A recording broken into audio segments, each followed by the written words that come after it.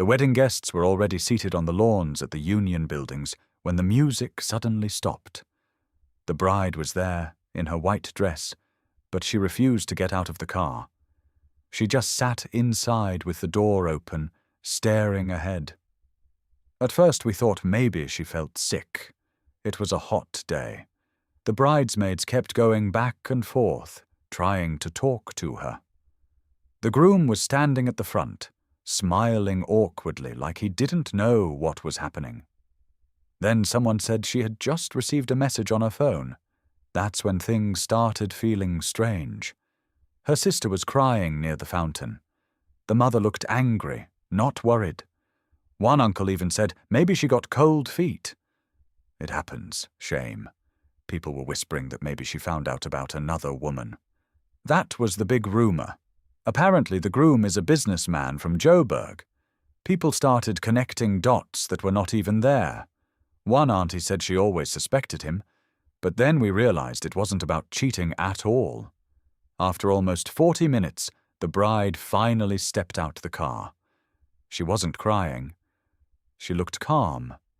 Too calm. She walked straight past the guests and didn't even look at the groom. Instead, she walked up to the microphone. Everyone went quiet. Here's what nobody saw coming. She said she had just received proof that the wedding venue deposit and catering money were paid by her own father. The groom had told everyone he covered everything.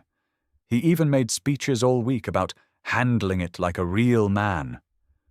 The real shock was that she found out he was in serious debt. Not small debt, big loans.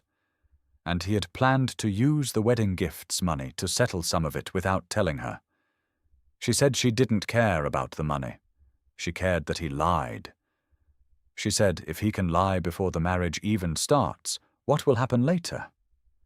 The groom tried to interrupt, saying it's not true.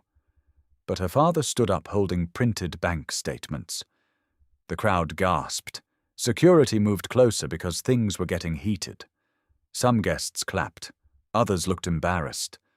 The pastor quietly packed his book away. The bride took off her heels, handed the bouquet to her sister, and walked back to the car. Just like that. People stayed there in shock for a long time. That view of Pretoria has never felt so awkward.